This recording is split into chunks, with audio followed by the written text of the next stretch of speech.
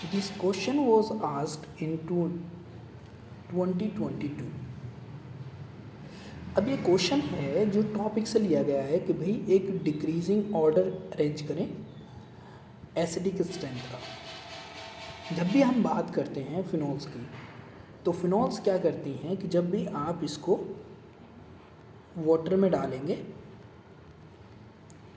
ठीक, तो वाटर में डालने पर व्हाट हैपन्स कि ये पहले तो रेजोनेंस में जाता है, और रेजोनेंस में जाने की वजह से यहाँ पर जो एक मॉलिक्यूल बनकर आएगा वो जनरली मैं यहाँ पर लिख देता हूँ, कुछ ऐसा होगा। इस पर पॉजिटिव चार्ज आ गया और यहाँ पर निगेटिव आ गया। देन व्हाट हैपन कि ये यहाँ पर, अब तुम जानते हो कि ऑक्सीजन कभी भी अपने ऊपर पॉजिटिव चार्ज एक्वायर करना नहीं चाहती, तो इन दैट कंडीशन ये क्या करती है कि इस निगेटिव वाले चार्ज की वजह से, इस पॉजिटिव चार्ज की वजह से इस हाइड्रोजन को रिलीज़ कर देती है, और जैसे ये रिलीज़ करेगी तो पॉजिटिव चार्ज आ गया सोल्यूशन में, एंड देन फॉर्मेशन हो गया यहाँ पर इसका, and then it keep undergo into the resonance. Due to resonance क्या होता है कि इसकी स्टेबिलिटी, ये जो आपके पास जो फिनॉक्साइड आयन बना है, इस फिनॉक्साइड आयन की जो स्टेबिलिटी है that becomes more as compare to phenol itself. अब जब इसकी स्टेबिलिटी फिनॉल से ज़्यादा है तो दैट्स मीन ये स्टेबल होने की वजह से ज़्यादा कोशिश करेगा कि वो फिनॉक्साइड आयन की फॉर्म में ही रहे, और फिनॉक्साइड आयन की फॉर्म में अगर ये रहता है तो in that case we can easily say कि भाई यहाँ पर जब ये फिनॉक्साइड आयन के केस में है तो ये हाइड्रोजन को ये लूज़ कर देगा, और दैट इज़ द रीज़न कि फिनॉल जो होती है एक एसिड का करेक्टर शो करती है।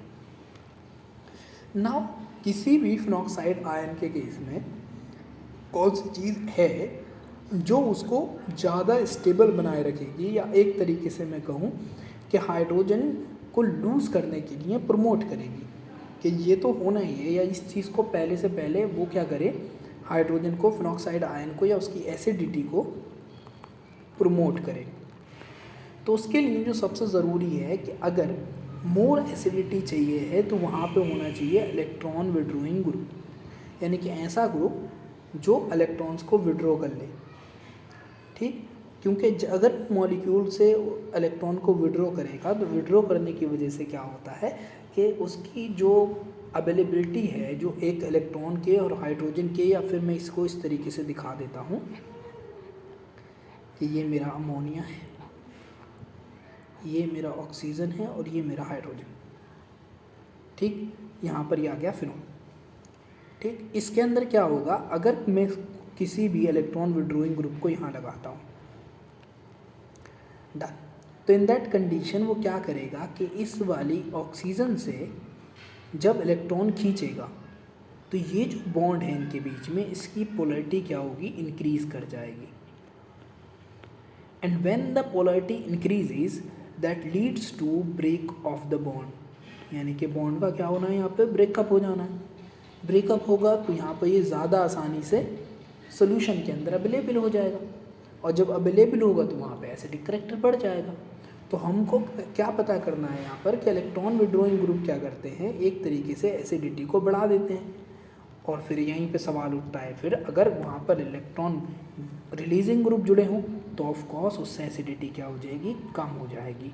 तो इलेक्ट्रॉन रिलीजिंग ग्रुप क्या करते हैं, एसिडिक करेक्टर को डिक्रीज़ करते हैं, और इलेक्ट्रॉन विड्रॉइंग ग्रुप क्या करते हैं, एसिडिक करेक्टर को इंक्रीज़ करते हैं। That we really need to find out. Now अब हमको यहाँ पर क्या समझना है कि यहाँ पर हमारे पास हमको फाइंड आउट करना है कि which group is electron withdrawing and which one is electron releasing. Let's say इसकी बात करते हैं हम पहले वाले की। ये है नाइट्रो ग्रुप, और नाइट्रो ग्रुप क्या होता है कि स्ट्रॉन्ग इलेक्ट्रॉन विड्रॉइंग ग्रुप होता है, यानी कि ये इसके स्ट्रॉन्ग होने की वजह से यहाँ पर क्या करेगा, ये इलेक्ट्रॉन्स को आसानी से अपनी ओर खींच लेगा, और जब ये इलेक्ट्रॉन को आसानी से, इलेक्ट्रॉन जो बेंजीन रिंग से इलेक्ट्रॉन को अपनी ओर खींचेगा तो यहाँ पर इस बॉन्ड की पोलैरिटी क्या हो जाएगी, इंक्रीज़ हो जाएगी, और इसके इंक्रीज़ होने की वजह से क्या होता है कि इसको आसानी से हाइड्रोजन लूज़ करने की ज़रूरत होगी। अब बात करते हैं हम दूसरी साइड में, तो ये भी हमारा स्ट्रॉन्ग इलेक्ट्रॉन विड्रॉइंग ग्रुप है, but it is at meta position, और ये हमारा है पैरा पोजीशन। तो जब भी कोई इलेक्ट्रॉन विड्रॉइंग ग्रुप ऑर्थो और पैरा पर होगा, आप चाहें तो इस चीज़ को लिख सकते हैं कि जब भी इलेक्ट्रॉन विड्रॉइंग ग्रुप ऑर्थो और पैरा पर होगा,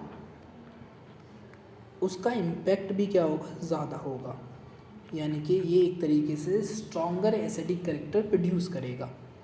लेकिन अगर ये मेटा पर हो,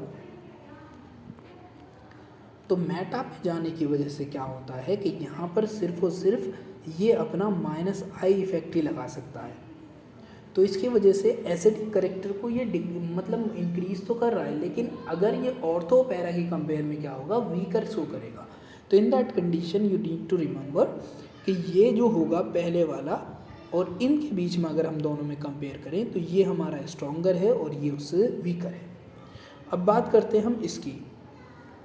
ये है हमारा इलेक्ट्रॉन रिलीजिंग ग्रुप, यानी कि जो खुद क्या करता है, ऑक्सीजन की वजह से रिजोनेंस में चला जाएगा।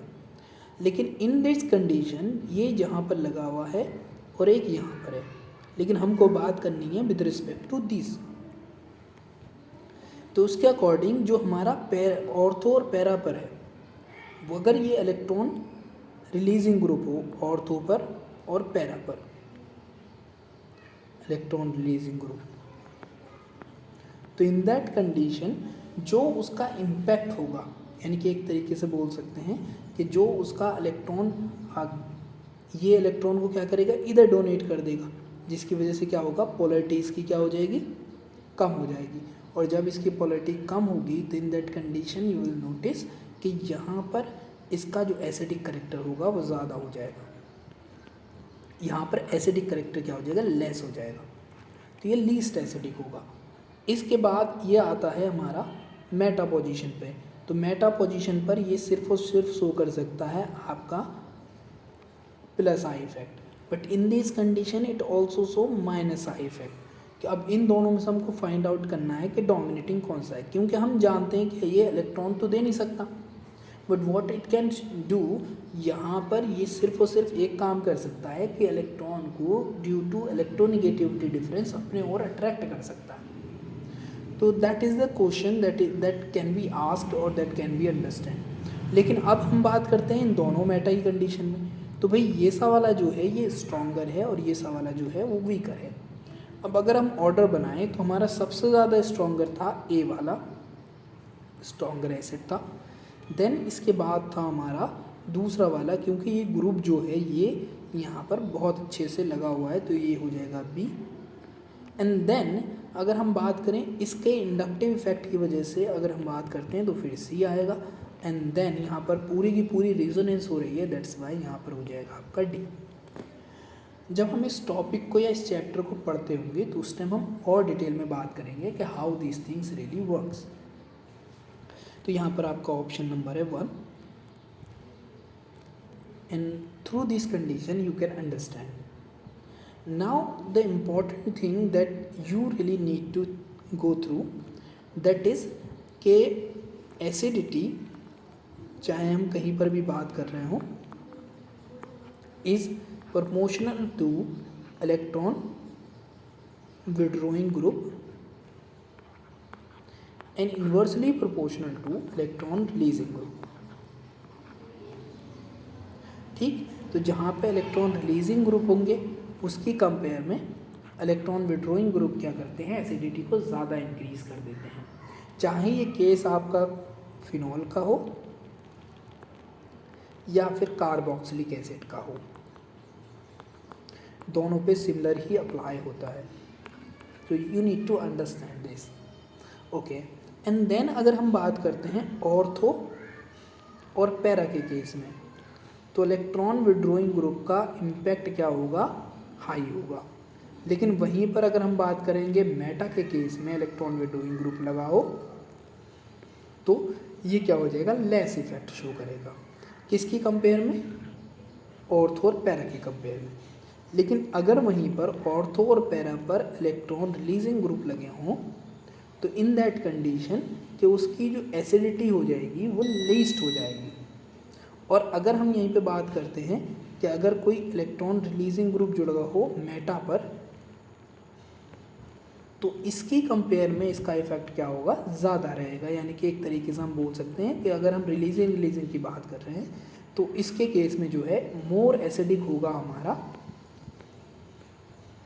मोर एसिडिक होगा किसकी कंपेयर में, ऑर्थो एंड पैरा की कंपेयर में। That you really need to understand. God bless you, have a nice day.